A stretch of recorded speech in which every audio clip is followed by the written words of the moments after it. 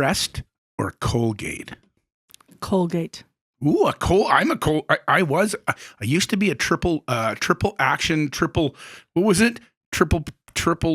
perfection action toothpaste, the one with the 3 colors in it. Yeah. I love that. It was like Neapolitan ice cream. I can't even remember the name of it. I don't think they make it anymore. Kind of the all-in-one toothpaste. I love that. But before that, I was, what did you say? Colgate. Yeah, I was a Colgate guy always. And Crest was always that green, ugh.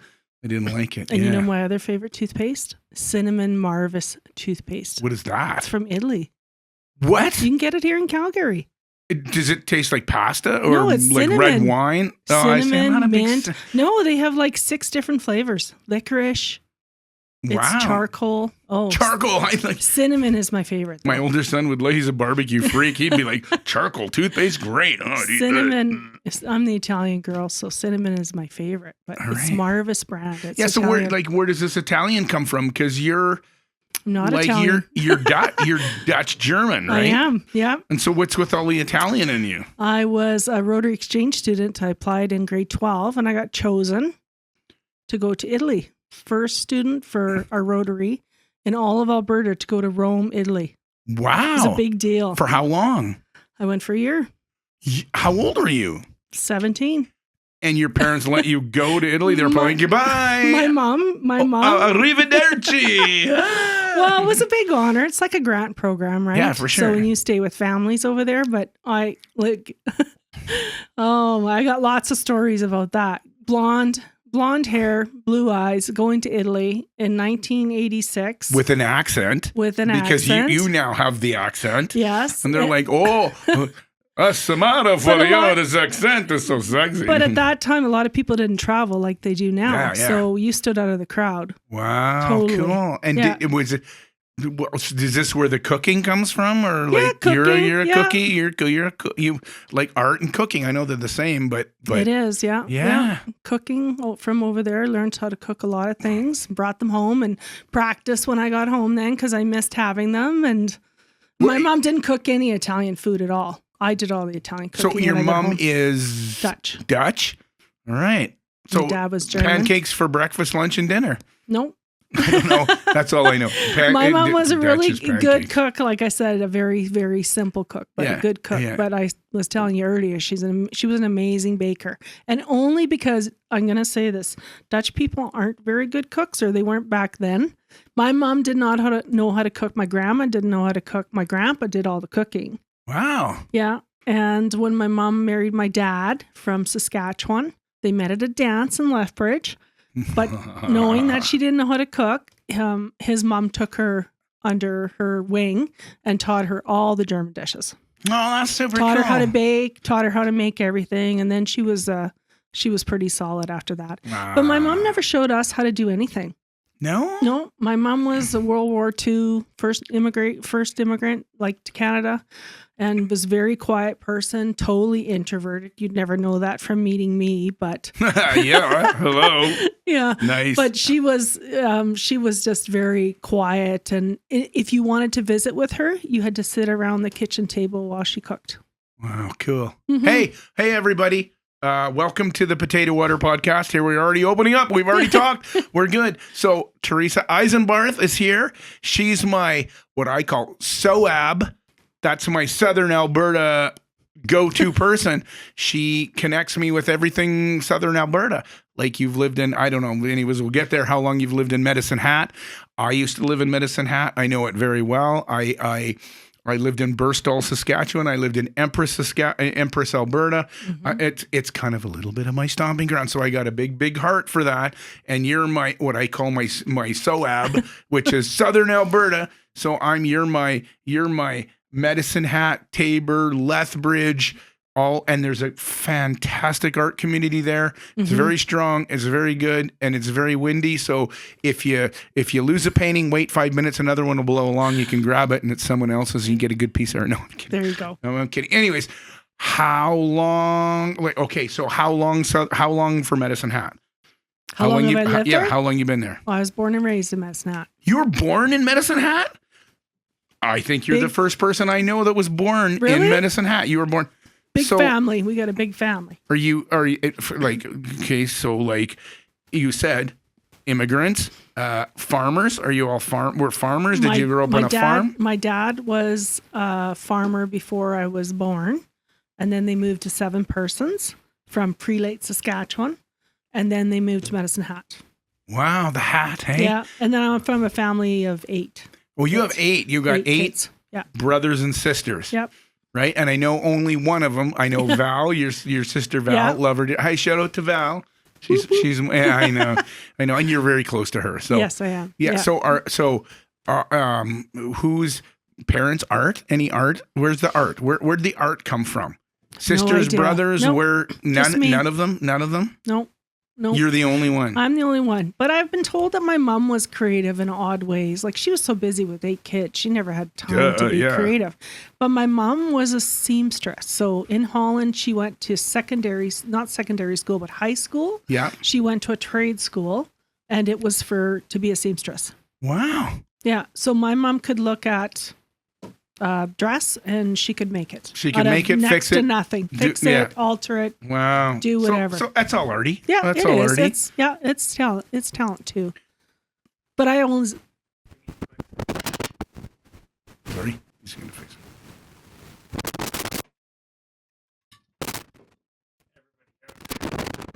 Oh, yeah. There we go. Okay. Sounding good again? Good. Yep. Wow, that's kind of art. Where'd the art come from for you? Like art in terms of like painting art. Where did that come from? Do you remember? Were you? Well, I never painted ever. Never. You're not when I was little. Running home like me and oh my god, if I make the refrigerator gallery, I'm on free. There's nothing better than I made the fridge. Woo! Well, That's it. That's like you're on show, man. So when I was little, we lived on Dominion Street. We had a big old dilapidated. I'm going to say it's a dilapidated house, but it had pink walls in the kitchen. And then I pretty much figured out if I brought something home from school, my mom hung it up to cover up the walls. So our whole kitchen at one time was full of art. Free wallpaper. I was free wallpaper, right? Cover up instead the pink. Of putting up the newspaper. It's not the greatest art in the world, but hey, it's better than the pink shit we got on our wall. And I think one thing that really, this is going to be so goofy. I remember 2 things that I loved to do when I was in elementary school. You know, the teachers always had that project where you drew your name, and then you had, I think it must have been painted, and then you folded the paper over, and then your name would be on the other side, and then you got to, when it was dry, then you got to like paint everything in. Yes. I loved doing that for some strange reason. Nothing wrong with that. I thought that was fascinating. And Halloween, doing those trees with the spooky moons. Oh, yeah. That was probably my call to art. How's that? Well, that's awesome. And no one, you got 80,000 children in your family and no one else. No, just me. Do they all envy you for art? I don't know. Or do they think you're... I think they probably think I'm crazy. I know, everybody's my family's been really good and supportive. They've been really, really good. I love that little postery meme thing that the mother's talking to the daughter and the daughter says, Mom, when I grow up, I want to be an artist. And she says, oh, honey, you can't do both. You can be an artist or you. Yeah, I know. Well, I only started painting when my kids were a little bit older. That transition from being do you remember your first mom. art class or your first like workshop? Like you got to. Do you remember buying paint? Like where like this is. I had a job at the college. I ended up getting a job at the Medicine College. And thought, well, this is what you're supposed to do. You're supposed to get an office job when you go back to work. And it actually was a really good job. But then they changed the job, and I don't live far from the college. So when I would drive to work in the morning, I had this feeling that I wasn't supposed to do that. Yeah, cool. It was kind of weird. Like it was almost like a tapping on my shoulder. So you're married and have kids now? I'm married and have 2 kids. Shout out to my buddy Terry, my barbecue buddy, and the diggiest country and western dude I know that we... Yeah, he's pretty equal to you. I know, the 2 of us were sitting in the old... by the trailer and drinking too much and listening to country music. I love him dearly. Oh my God. And then we just cook sausages. It's so good. Anyways, so he's all okay. I mean, he's okay with it. He's so... Yeah, no, he said, what do you want to do? Closer? Sorry. Whatever. Okay, so he's okay with all, like he makes your panels, he makes you easels, he's 100% supportive of that. Isn't that the greatest thing? It is, yeah. Right? Yeah. And he's like an electrical genius engineer. I don't know. Like I never can explain what he does, because every time I give him the explanation I give other people, he says, no, that's not what I do. I know, but he does commissioning for instrumentation and he's like an electrical instrumentation guy, and he works for all these oil companies, and he goes behind the scenes and plugs A into B when no one else knows how to do it. And that's exactly they send him all over, and he knows what he's doing. And then you talk to him, and he's like, I don't know, I just do this weird shit. I don't know. Well, when people ask him what he does, he says, yeah, I'm a trades guy. Yeah, I know, and he's not. But he has embraced everything that you do. He does. He's been very supportive, and he's excited that I'm passionate about doing something, because I definitely wasn't super passionate about going to an office job every day. So, yeah, it would be. Yeah. Well, you know what? I'm fortunate. I'm fortunate that we can make the. I mean, we'd be. It's always a sacrifice too. We'd be. Way farther ahead financially if I stayed at the office job, but blah, blah, blah. You know what? You'd be mentally sacrificed though. He's always worked away from home, and you need one parent at home. That's the way we looked at it. And your kids are super good. And so that you got to get you lucked out there. You got good kids, like you raised them right and everything's good. Neither of them are really artistic either though. No, they are actually. Oh, hang on. Which is interesting. Stop the truck. Beep, beep, beep. Let's back up. Okay. My daughter, Sarah, is very talented. Oh, yeah, I forgot. But she had to choose between made them science music. You made them play music. Yeah, that's right. Yeah, but artistically, drawing, and Sarah. Not bad, but. Oh, but she's very, very good. Oh, really? She drew dinosaurs from the time she could hold a pencil. Wow, cool. That's like when you're cool. at my house the next time, I'll show you that. I want to see watercolor dinosaur she did, and she was, I think, 4. Wow, see, you got to hang on to that. I did. That's framed. Precious stuff. It's framed. So all you have to do is go get her some kind of lame office job so she can realize who she is. But she had to choose between science and art. And so what does she do then? Chose science. She has, she's at U of A, and she's taken environmental science with biology. It's a Bachelor of Science in Biology. But she went to NAIT, and she has a biological lab diploma. Wow. So she loves to collect things, bugs, and she loves everything that can kill you, parasites. She's in Costa Rica right now. I had a bout with that in the 80s too after high school. I like to collect them. Yeah. Never mind. We won't talk about that. She's in Costa Rica, right? Like at a U of A course right now at a science station. Wow, that's super cool. Yeah. Is her husband there with her, or is she? She's just like doing her thing. Yeah, that's super cool. Yeah. Okay, but your son Ivan actually took up leatherworking. What? I didn't think he was creative at all. But he plays piano. Yeah, well, guitar. Oh, guitar. Yeah. But he does play piano. He does. He can if he has to, but he prefers because guitar. Mom was a Nazi and made sure that yes, you must play piano every day. Oh yeah, the timer was set on the stove. They couldn't leave until they did their lesson, finish their lesson. Love it. But he took up leatherworking all of a sudden out of the blue. He wanted to make things. He wanted to do something with his hands. And the stuff he's made is amazing. Like he made me a big travel purse, and he's made leather backpacks, and super cool. And he finally found a guy in Edmonton at a market that will teach him how to make shoes. He'd love to make shoes. He's going to be a cobbler. Yeah, a cobbler. Wow. He likes it. A lowly, minuscule cobbler working in his back shop. Yeah. That's too funny. That's crazy does good. It in his downtime. Yeah, you gotta love that. Yeah. That's awesome. So, and Terry's kind of creative too. Terry likes to build things. So, well, man, he makes all your panels. Like, I don't know why he doesn't work for us, and he should just quit electrical and make panels for us. So, like, he makes the most best panels ever. Wow, and he's the only guy with he has. I can't remember. It's either John Wayne or who does he have in his? John Wayne. John Wayne in his garage, and I'm like, I have a John Wayne thing. And then we instantly fell in love with the guy. Yeah. We have the same love for the same. Yes. Well, and it was funny because when I first started beer and sausage and John Wayne, I know it all goes what else together. Do you need? I know it all goes together. Yes. But when I started painting, I just found the art supplies, like the canvases, so expensive. So he started I said, well, I know, can't but you just love make... you love a man that looks and goes, what? You paid what for that? I can make that in my garage in 2 minutes. Exactly. That's exactly and then it turns what into happened. work, and then it's like, oh my God, I bought all this wood. And and now when I have something going on, when he comes home from, a break, then he's got I know he's right back to work in the garage. I know. There's no holiday. I need 14, 16 by 20 canvases, please. And hurry. I never used to recycle any of them, but now I've thought, okay, well, with the price of wood now, now I have to kind of try and reuse some stuff, right? I know.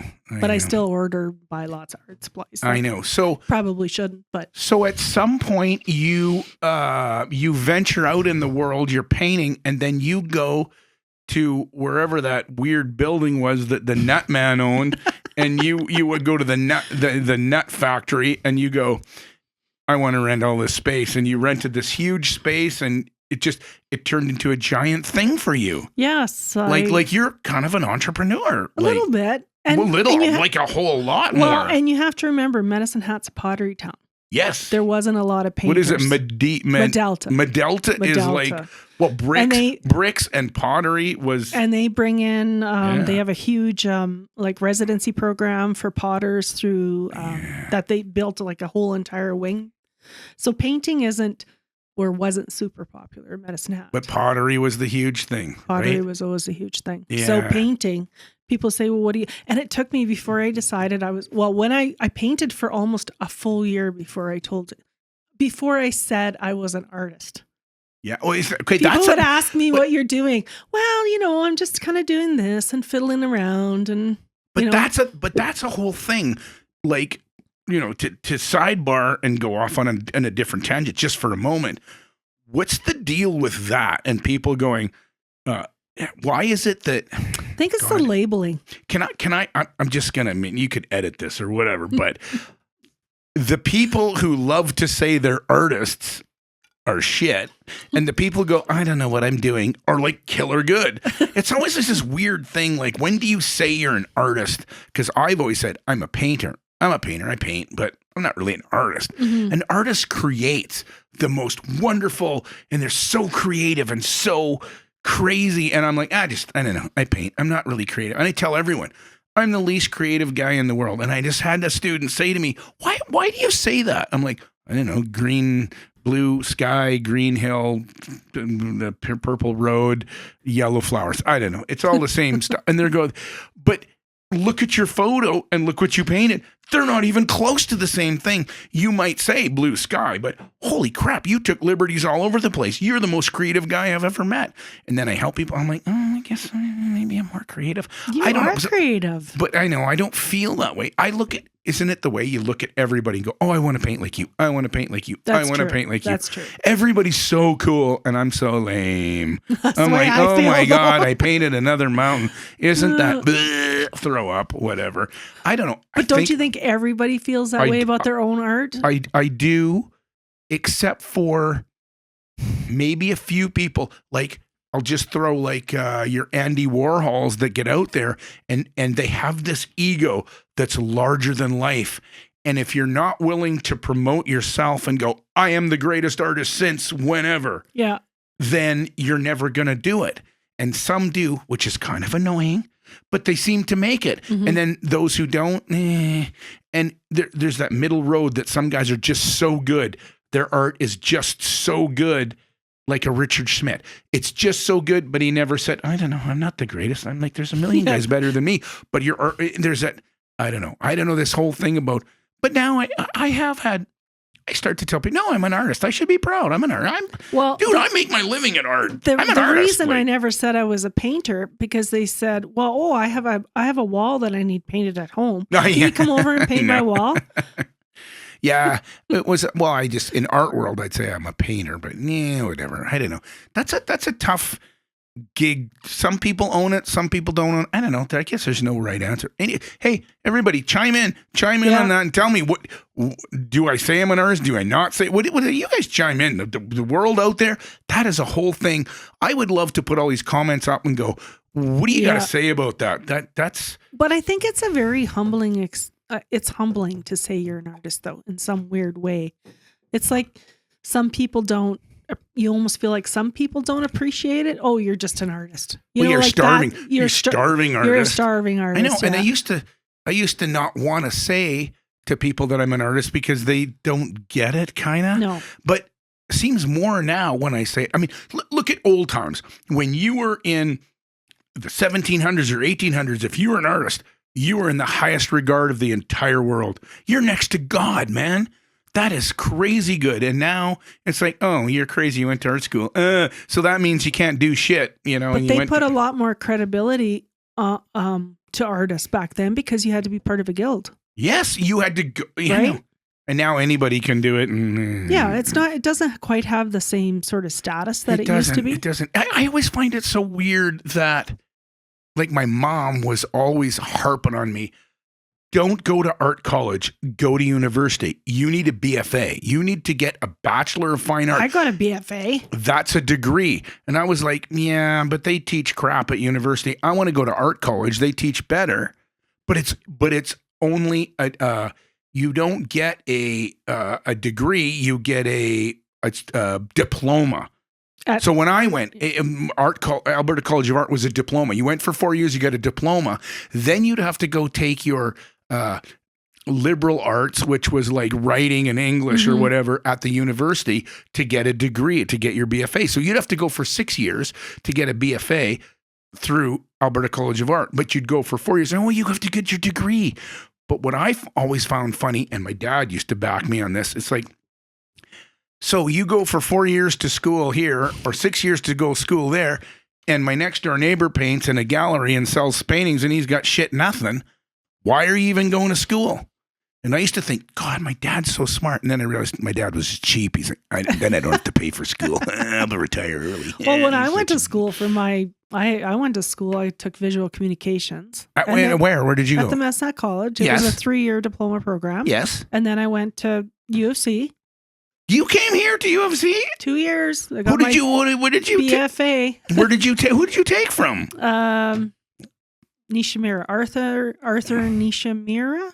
I don't know. One of my props. It doesn't matter, but so photography.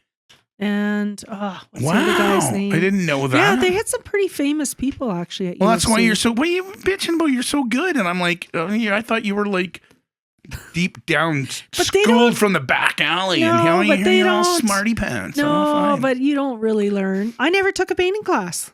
Oh, you know, you were all. I did printmaking. Why are we not doing monoprints and farting around with that and making fun things? Like, why are you trudging us through the hard stuff when we could be having fun? Well, maybe next time. Printmaking's so fun. Yeah, but I did litho. With the big stones. Oh my God! Right, yeah. with the stone and the Grinding chemicals it down and you bitch to me that my shit sits out here stinky. You did that? Are you kidding me? I did that. Yeah, that's shit. Yeah. That's hardcore. And in those days, oh my God, there were no rules. You could have toluene and whatever just open in the thing. Guys are smoking. Yeah, there wasn't a lot of rules. Yeah, wow. And then etching. I did etching too. Wow, I know you for how long, and I don't know. How have we not talked about this anyways? All right, well, that's super cool. Yeah, but I don't find art school back then taught you a lot about being an artist. They didn't teach you any business. They didn't show you how to get into a gallery. They didn't tell you any of that. I told you, I hated that.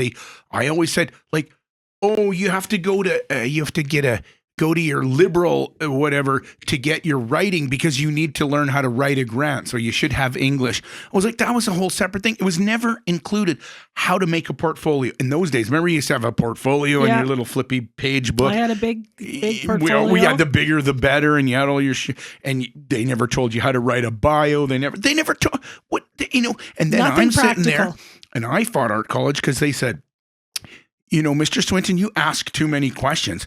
You're here to be creative. Just be creative. And I said to them, but I'm already creative.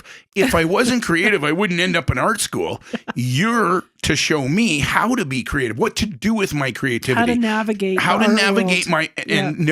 No way. No. Oh, it kind of drove me crazy. So I was an student advisor for 2 years at the college. Like, that's the job that I did.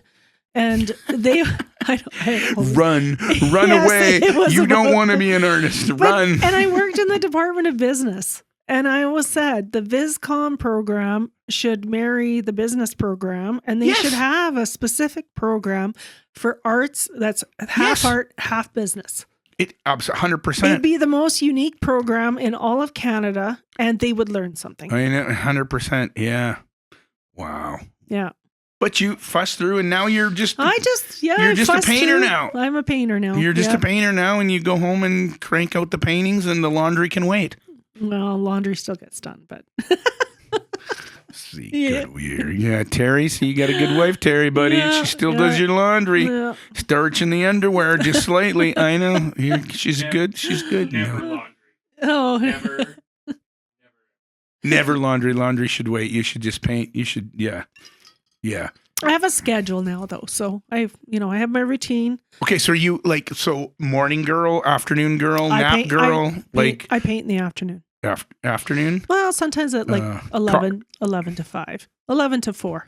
All right. Kind of the schedule. And it just doesn't work. I don't. You got to walk the dog. That's high priority. I have a dog, so otherwise I'd be up early in the morning painting, and that's probably a better time to paint.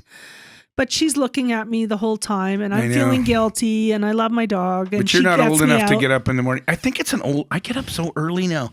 I go to bed early. It's like, I think the only thing left for me is like white socks, white runners, shorts, and Florida. I'm going to Florida. Like, I'm just so. I used to come home to when my family is all from Swift Current, so I'd come home and we'd go partying, and I'd walk in the door at 4:30, 4:45 in the morning, and I'm kind of drunk, and I'd walk in going, I should be very quiet at my uncle's house. I'd get in, my uncle's frying bacon, and he's reading the paper at 5 in the morning. Who the gets up at 5 in the morning? I'm like, guess what? Well, I get up at 6 now, and any day now, 5 in the morning for me will be like, But were you always an early riser, though? Never. Oh my God! No, I stayed up till 3 in the morning and whatever, and I could sleep till noon, whatever. Get up at the crack of noon. No way. The last time you told me that I should get up early and paint, I did a couple mornings, and it's amazing how long the day is. It is, you right? You get a lot done, but I just can't seem to. I know, but you got to get that in. You should get him just walk your dog, or you should paint before you walk the dog. Even the dog would be like, no, I'm not walking. I have painted some mornings if I get up early until like 9, and then I'll go walk her and do my stuff. And but I did. I read the book, The War of Art, which helped me. Stephen Pressfield, one of the two best books I read, The War of Art and Turning Pro. But the other one, read I forget who wrote it, The 5 a.m. Club. Man, I'm not kidding. You get up before the phone beeps and the emails go and the world happens. I get 3 hours. I get shit done. Mm-hmm. And now, I'm pretty good about not taking my phone into. I take my iPad into the studio, but I don't take my phone in. But because my phone has all of the dinging going right, on. But my iPad, I have nothing connected to it. I just use it for images and whatever. Right. But I tell you, about 8:45 in the morning, I hear a little ding, or I hear a bzzzt, or I hear, I'm getting an email. The world has started. People are contacting me. They need to know what's going on today. And I'm like, okay, so my mind starts to shift a little, but I've already put two solid hours of painting in, and I don't have anybody bugging me. I've got my tunes on, and I'm down there, and I'm like, so yeah. Anyways, whatever. Anyways, that's just for the rest of the people. So, but I do that in the afternoon. Yeah, though. Everything gets turned off. Everything and you're goes good because your kids are gone, and your husband is away. In Camrose working, right? So you can dedicate. Doesn't matter what time it is. You get solid dedication. See, but then I feel like I'm more settled because I have everything kind of out of the way. Sure. And then I just can paint all afternoon. Sometimes I paint till 7 o'clock. Isn't that the best when you don't have to cook dinner and you can just do it? And you just, exactly. It's crazy. And then you come up all like, what's going on? You have to re-enter the world and go, oh my God, I'm supposed to cook. And on my phone, I'm like, I got 16 texts from, are you alive? And I'm like, yeah. I didn't even put on pants today. Wow, that was cool. But isn't that an odd thing? Like, because you work at home, they think you should be always available. Well, they do, but you work at home. Oh, you're an artist. Oh, did you get the, must be nice. Yes. I'm like, yeah, I'll tell you what's nice about being an artist. It's fantastic. I get up and get self-deprecation every day going, I suck. I don't know what I'm doing. I hate this. I hate that. I don't do social media very well. I don't even know how to talk to a gallery. I hate this. I don't sell shit, and everything I do is shit. Oh, I sold a painting today. Yay for me. Oh, well, that didn't even cover 1/10 of the cost of the shit that I do that I don't do. Oh my God. Never in the world of man has there been a more self-deprecating, maybe a musician or a drummer or someone, but holy crap, do we beat ourselves up. But that one guy I always send you, that Waldemir, he always says that painting or art, or like painting specifically, is the most intellectual thing you could ever do because it never ends. It never ends. It's always a deep dive. It never ends. And like as what Degas said, painting's easy if you don't know what you're doing. Exactly. Right? And then as soon as you learn something, you want to learn more and more, and it never ends. And it's, yeah, I know. But you'll never have a completely worse, less paying, sucky shithole job that's the funnest thing to ever do in your life. Yeah. And you don't even have to wear pants. Yeah. And who wants to give it up? I mean, you always go back every day for more. I don't. So it can't be that bad. It's the only thing I've ever done good at. I've lost every other job in the world because I told every boss, you should do it this way. And why are you lining up the cans? Why don't you put some purple behind there? That should be cool. You should put purple behind those oil cans. It's boring. Yeah. Oh, what? Shut up. Do your job. Go away. I know.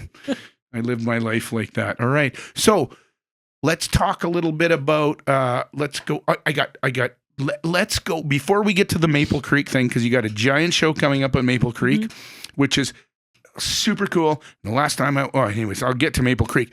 I want to talk to you about, so nobody can see this because the painting's behind her, but this is the key to your success.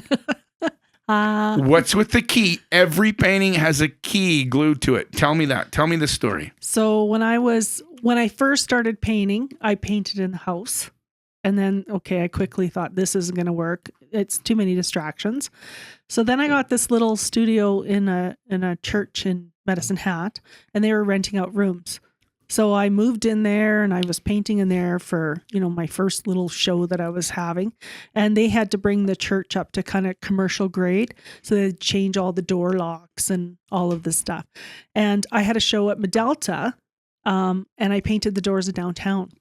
So actual doors, like front, like doors of buildings, actual door, and commercial buildings. On the door. Yeah. Yeah. And after that, they said, well, we have this junk pile in the back. And, they said, before we take it to the dump, go back there and see if there's anything that you kind of want or you could use. So I went back there and I found this box of keys. And I thought, geez, that makes perfect sense. Like, instead of painting the doors, I'll just put the keys in the paintings. Yeah, it's a door, and I'll put a key on there that says, inside the door painting, I have the key to the door. Kind of. No, then the key went on everything. I was done with the door. So you can't see Ryan will dig with the key, and he'll show you a quick. But they all have a key. And then you said to me, I said to you the first time when I met you, I was like, "What's the deal with the keys?" And you're like, "I know." I painted some paintings without a key, and you said everybody freaked out. Where's the key? I need a key. And you went, that's it. I got to have a key. I got to have a key in all the paintings. Right? So I know. So it's kind of like finding Waldo now a little bit. But the reason I put the key in is because at that part of my art career, it was kind of an opportunity. I always looked at his key as an opportunity, like a door being opened. Yes. That's why I kind of still put the key in. So it's awesome. They all have a key, and it is kind of finding Waldo. They're all there. Yeah. Right. And most of the time they're covered up with paint, and other times they're exposed. And sometimes I forget to put them on. Yes. Do you put the key in a certain position for the composition of the painting? No, I don't. So it's not because, like an exit point or... No, it's just kind of an intuitive how I feel that day, where I think the key should go. And sometimes there's no rhyme or reason to it, and I don't want to give a lot of thought to it. Because I find then it takes the freedom away of putting the key into the painting. I love that. So I love that. I don't want to think about it. I don't want to have a rule about where I put it. So I don't pre-think the key. I work around the key. The key is already there, whatever. But I have painted paintings in a show where I've forgotten the key, and that's a big deal. I know, you said they went, where's the key? They're freaking out. And I didn't even realize I didn't even put the key in. It's like making a Where's Waldo book and there's no Waldo. I screwed you over. So when I paint now, when I prep the boards, that's the first thing that goes in is the key. Because otherwise I just put it in. Yeah, I glue it in, and it's I use like acrylic gel. And then you were saying, like, I'm like, you've got hundreds of paintings with keys. Like, where are you getting these keys? And you said they just drop keys off at your house now. They do. They come by and go, here's a key. Maybe my key will get in your painting. They usually text me on Facebook and say, do you need some keys? And they drop them off in my mailbox. Wow. Yeah, I bag. So my girlfriend, they were doing a whole bunch of stuff. People have keys, like, keys are something you hold on to for some strange reason, unless you're cleaning out drawers. No, there's always 50 keys in a drawer, and you never want to get rid of them because the minute you do, someone goes, do you have a key to that lock? What? Exactly. I know. And believe it or not, when I first got 30 started, locks and 50 keys, and none of them match. So when I had the idea, then I phoned around to a couple locksmiths to get some keys, and they're expensive. Yeah, well, they're not cheap. Yeah, and they don't just give them away what either. do they do with all these keys? No, they don't. Well, they don't.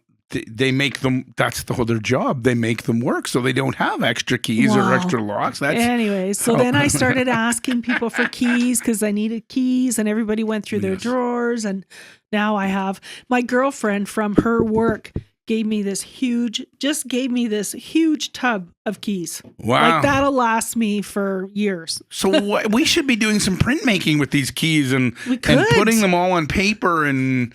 Oh my God! There's so many cool keys that I get to. I know keys are the coolest thing. There's no two keys are alike except your two front door keys. So I guess they're the same. And then when I do a commission, people put their own key in the painting. Oh, they do. So that's super cool. So you do a commission, and they're like, here's a key. Yeah. And it's not always the key it could be a key from like a house, a couple of houses ago. Oh yeah, for sure. Or if they do a building. It's their safety deposit box key. Or if they do a building. Yeah. They're like, yeah. And I've done some for like buildings. And then they die and the kids are like, we got screwed. We got nothing. It's like, the key to the safety deposit box is always on the painting. You lose. Only you would think of that. I know. It's whatever. And I did one for a lady once, and she had the old key from when the house was first built, and then they added onto the house. So then they had the new key from the addition. So I put two keys in the painting. It's so funny. I don't have my keys on me. If I did, I'd show you. I have a key. I have a skeleton key. Oh, really? The long skeleton key. I have that. My good friend, Holly McWilliams, artist. Shout out to Holly McWilliams. Woo! She's a key person, and she had all these keys. And at some point, she gave me the skeleton key. I can't remember what she said to me, but this is the key to you and I, and we're friends. Aww. And it's one of those weird things, but I have hung on to that key. I bet you I've had that key for 20, maybe more than 20 years on my keychain that goes to nothing. But it's just the sentiment. It is. It's a sentiment to Holly and whatever. But she was a key person too. And she had racks of these. Someone closed a hotel somewhere. Holly, I'll get this story wrong if you're ever out there. They closed a hotel and they gave her the big ring, and there was like 100 skeleton keys on there. That's cool. And they gave them to her, and then she gave them to friends that she thought, this is the key to me and you and whatever. Anyways, nice. So when you have a key, I always think about them like, I have this special key too and whatever. Anyways, hi Holly, whatever, blah, blah, blah. Right. That's an awesome story. Yeah. So then I forget where we were going the other way. I got all in the key thing and I had another. Well, when I do the commissions, I put the keys in the paintings. Yeah. And I was going to talk to you about, I forget now. That's the way I have had some very cool keys, skeletal keys, and very unique ones from people. Old ones, very old ones. If we just hold out a little longer, maybe Medicine Hat will give you the key to the city. That would not be great. Woo! That would be amazing. Wouldn't it? Shout out to Medicine Hat. Yeah. Come on, Mayor Medicine Hat. This is T.E., Theresa Eisenbarth. Painted most of Medicine Hat. You have every building, everything, every church, every building. I love that about you, too, that your roots for born and raised, gone, come back, but you paint all the quirky little, that painting that you did of the bridge with the trees. Finley Bridge. Oh my God. That's so like crazy good. Like you and the houses, and when we drove around, you're like, oh, you got to go down this road and down this road. And you showed me houses. I'm like, Yeah. that place. And you remember, I never actually lived in Medicine Hat, but I lived in Burstall, Saskatchewan. I lived in Empress. And we'd drive. I'd get my dad. Okay, I'm in grade 1 and Medicine Hat, high and tight. You got to get your buzz cut. Like this is Vietnam War. It's 1965, 67, and like high and tight. My dad's like, you're not growing long hair, and don't be a pinko call me or whatever. And Medicine Hat. So I kind of have an affinity for it. I go back there and all these, you have a great eye for the architecture, the houses, the buildings, the alleys, the streets. Like there's just no way you get that anywhere else unless you're born and raised there. That's a shout out to you, man. Oh, thanks. Yeah, you have, and the prairie landscapes. Look behind the cows and the prairie, and you and your, okay. Oh yeah, I remember. Here's where we're going. I know where we're going. So Maple Creek. Let's talk about Maple Creek for a bit. They came to you and said, we want you to do, we want what you do in Medicine Hat in Maple, like show us Maple Creek in art. Yeah. So tell me about that. So the show is this summer. So I'm not sure the exact date of the opening yet. It's July and August. And it's at the Jasper Center Museum, right on Jasper Avenue. Maple Creek. Jasper Avenue in Maple Creek. Wow, you never get that very often. I know. Well, I'm going to go, when I go to teach in Jasper, I'm going to go, where's Maple Creek Avenue? What's wrong with you guys? What, you can't reciprocate? And they get a lot of tourism there because of the Cypress Hills Park. Like, it's a very interesting corner of Saskatchewan.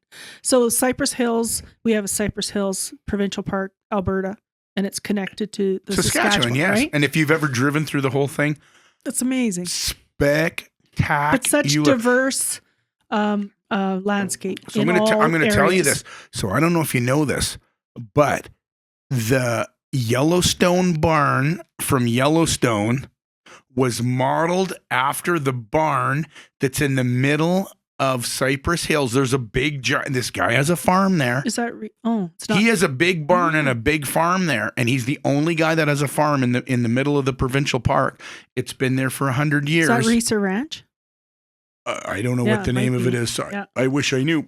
But that barn, they wanted to film there, and they went to film there, and the government said, Liberal government said, no, it's too sensitive and you can't. And so they tried to do some things and they wanted to fly helicopters in. Elkwater wasn't big enough and Maple Creek was too far away, but they could have had a boom. Yeah. And instead, that one guy went in and measured that barn and measured everything and said, and they rebuilt that in Montana. I'm pretty sure it's Theresa Ranch. Yeah. Anyways. You can go there and stay for a weekend. I actually was going to buy that for Terry's birthday, but he didn't want anything, so he said. By the weekend or by the barn? The barn, and then I'll go. You go for a weekend and you work on the ranch. Oh, I believe it's the craziest, most beautiful, You can go there for a week and work. And there's another little weird sunken cabin. Oh my God, that whole place. Anyways. It's a blast from the past, so kind of. I went, interesting. Because I'm not from, but I have bajillions of, Brent, hey Brady, Brent, Bob, I love you.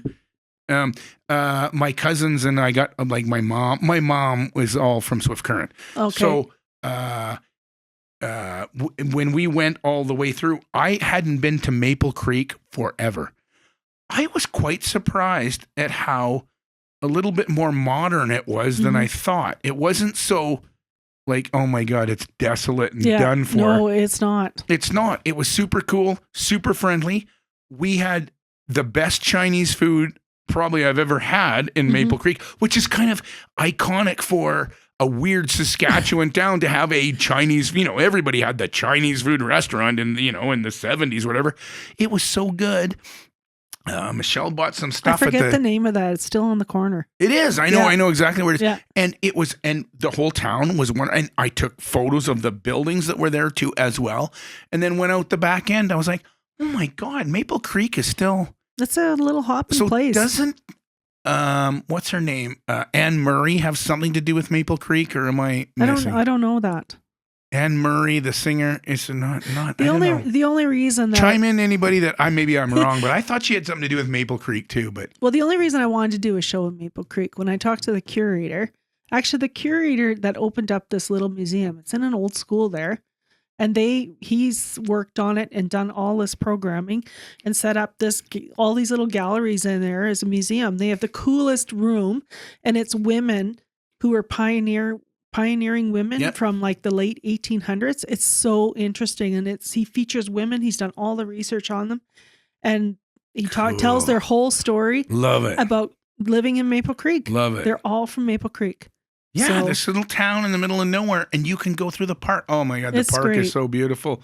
And I painted. So when he wanted me to do the exhibition, it's because Medicine Hat and Maple Creek are really tied. Because they were developing in the prairies at the same time. Yes, and you got to have your brother and sister next to you helping you. But Maple Creek had a huge train station, so people used to stop there. And so is the train station still there? No, they closed it down. But then Medicine Hat grew and got all the people because we still had the train station. And the train station in Medicine Hat is it's okay. The train station in Swift Current is awesome, but it's closed. But oh my God, no, the train station in Medicine Hat's beautiful. I just remember the big hub of all the trains was good, but I don't remember the train station. But I should remember that. The building itself is beautiful. There's so many cool things in Medicine Hat too, and it's like that. That place should be just buzzing right now, and it's not. I know. That's a whole nother conversation. Get your shit together, Alberta. This is the place to be. Is Medicine Hat. But then Medicine Hat took over, and it grew as the major center and got the hospital and everything else. And Maple Creek was kind of, stayed the same size. But there's so many family ties, like relations that went back and forth from Medicine Hat to Maple Creek. All right. Okay. So just down this road for a little bit, you take a photo, you're looking for stuff. What's your process to the whole painting thing? Like, I work for my own photos most of the time. You take a ton of good photos. I take a lot of photos, and Are you an iPad-y person? Now iPhone-y? Or are you like? No, I use my phone. Just say DSLR. Just say that. Say that. Say that. I have my Nikon camera that I love, and it takes amazing photos. So all the ones I took for the Maple Creek show, I took with my Nikon. And but if I'm in a hurry, then I use my iPhone. But I don't. There's always that I never use the photo exactly the way it is. I always crop and do stuff. Of course. Right. But the cool thing about the iPhone is great for architecture. Yeah. For close up, solid architecture. As soon as you need distance with an iPhone, that fisheye lens throws things out. Yeah. You get telephoto pileup. You get weird things happening. And the iPad is even worse. But for close-up stuff, and you want like intimate things, iPhone is fantastic. I never use my iPad for taking photos. No, it's got the worst. It's too quirky. It's quirky, isn't it? Quirky. Yeah, it bends everything. Yeah. Yeah. So, so when I photographed for this show, though, I went out with a curator and we did a drive. So we went. So he showed you the hot spots. Yeah. So that's why I was showing you some of the photos, because if you live in that area, you know exactly where that spot is. Sure, right? Of course. So it goes all the way from Maple Creek to East End. I've never been to East End. They have that huge dinosaur museum there. What is it? I don't even know what East End is. East End, Saskatchewan. That's a thing? I don't even know. It is. Oh, it's not like the corner of Maple Creek where all there's not a lot there. The rubbies hang out, and they have this huge dinosaur museum there, which I've never been in. I've never heard of. Shout out to East End. Yeah, no Throw kidding. up an East End. Yeah. That's where shout out to East End. And then we went from East End and there's a whole bunch of names of these places along the road. You went to East End? Oh, mate, you don't want to go there, mate.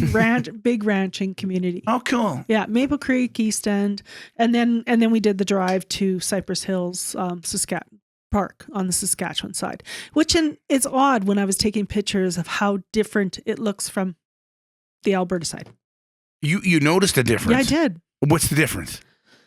What do you think? What do you think's the difference? I mean, you noticed it, but is there a vegetation, tangible difference? Greenery, way the trees lie, it's just Elkwater or Cypress Hills, Alberta. It's a lot more, seems like prairie landscape than trees. Yeah. Whereas the Saskatchewan side looks more like a mountainous region.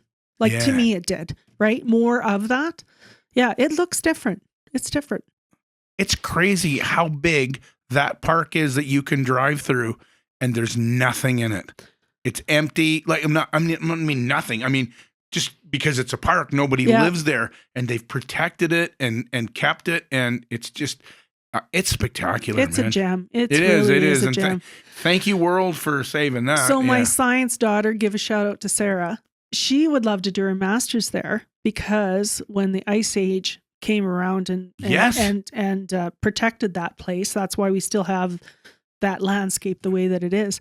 But there are bugs there from the prehistoric age before the Ice Age that are only in that area. I have some of those in my bathroom, I think. You too? I should spray them. No, I make light. No, seriously, really? Seriously. That's super cool. Yeah. So they never evolved. They're only found in that part of the world. So if she does that, she might move back in with you and then you're... No, that's never going to happen. Shout out to the kids who never get to come home. Yeah. So, it's a pretty interesting part of the world. I'm not looking at you, honestly. No. He's settled. He would move back in with you if he had to. No, but my other son said, we just did a home reno, and my other son said, oh my God, this floor looks amazing. I would move back here. And it was I was like, that's not happening. No, I don't care. No. Okay. We're digressing. When is, give or take, I'm going to talk just two quick things before we're done here. When is your show? I'm going to say the second week in July, last 2 weeks of July and August. Right? Everyone should go to Maple Creek. Just go hang out, take some photos. Oh, and if you're an artist, you want to take some things, why don't you drive to Elkwater, which is south of Medicine Hat, and drive through. Yeah. Honestly, it won't be muddy. It won't be bad. You will get blown away. You want some photos, some landscape photos? I mean, Cheryl Petty, I'm talking to you right now. It's amazing. Right? I'm talking to you, right? Samantha Williams-Shapelsky. Oh, you've probably already been there. I don't know. It's not near Edmonton. No, I'm just kidding. I love you. No, you should go, and you should do that. But last thing, how's the stress of saying, I would love to have a show. That would be amazing. Thank you for asking me. And I'll go take photos. And I took photos and it's great.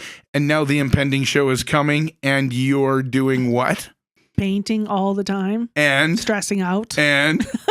Crapping your drawers and freaking out. Nothing drawers. works and I hate it. And this is shit and I hate this. And why did I say yes? And I'm never doing that again. Yep. Pretty much. Everybody in the world does that, and it's stressful. And I thought I started early enough, thinking, okay, I painted all these years and I can paint faster. But then when you're in the weeds, it's like, why did I even do this? It's bill time. Yeah. Why did I even do this? I know. Why did I say yes? And I hate everything I'm painting, and I'll never have anything done. The clouds are heavy. The clouds are really ominous, heavy. And it's raining. And nobody understands, because unless they've done a show like this, I can't talk to any of my peeps about it, because they look at me like, oh, what? You're bitching because you have a show at Maple Creek and you're so famous and you're so good and they have no idea that the 11th hour is coming and you hate everything. Well, the problem is because you eat, you paint, you eat, you sleep, you paint. That's all you think about. And you go painting. to bed and the brain starts going, it's so good to go to bed. All right, let's start going. I don't have this one done and that one done and this one's not done. And oh my God, and I got to do this and I got to, oh my God, and then I got to do laundry and I got to walk the dog and then at 4 a.m, you finally get an hour's worth of sleep and then you wake up going, I'm exhausted. Yeah. So no, I'm not painting at 5:30 because I'm too tired. I know. And at first I saw you come down, she's visiting, come down the stairs. First thing is like, right to the carafe of coffee. Just the Java. Where's the Java? I know. You and my wife, that's why you get along. You both are bumping each other. Where's the Java? Right? Yeah. So, yes. All right. Yeah. So it'll be to the wall until it's all done. So. Yeah, and you're getting there, and it is what it is, and then you'll relax, And then 4 months from now, 5 months from now, someone will go, I loved your show. You should do this. And you're like, oh, I'm so honored. Of course I do that. And you just back on the roller coaster. Oh, I don't know. I think I'm going to make some notes in my sketchbook of how I'm feeling right now. So yeah, you look back you at say that and then we yeah. all do it. All right. Yeah. Right. One last question and we're out. We're out. What's your sock drawer look like? My sock drawer Yeah, is a total disaster. Is it? Oh, but I have 2 sock drawers. What? You're the first with 2? Oh, you have the one you show people and the one you actually use socks. I have the one with summer socks and I have the winter sock drawer. Oh my God, that is crazy. Because the winter socks are just too thick. They can't all fit together with the other socks. So you have they don't play in the same rolled sandbox. up, unrolled up, matched, unmatched. Matched, all completely. Of course matched. they're matched. I and know. rolled down at the She top. went in my little Tupperware cupboard and she started matching lids to Tupperware and going, and then made me go to the dollar store and go, you need new Tupperware and go. Well, because and she dumped me off at the dollar store and said, I'm going to Winners. Get your Tupperware. I'll come back for you. Because it's true. I had no pots to cook with because they were all in the fridge because there's no containers. I know. I know. It worked out. And it was Theresa Eisenbarth, Medicine Hat. Thank you very much. My SOAB. I'm going to start a thing. SOAB. Southern Alberta. SOAB. That's the place to be. Anyways, thank you for coming for a chit chat tonight. And today, thanks for this having morning, me. I don't know. Nobody knows what time it is. Nobody does. Who knows? Anyways, thanks for coming. Shout out to anyone you want. Say hi to anyone you want. And we're out. Oh, hi, Terry, Valerie, Sarah, and Ivan. All right. Woo!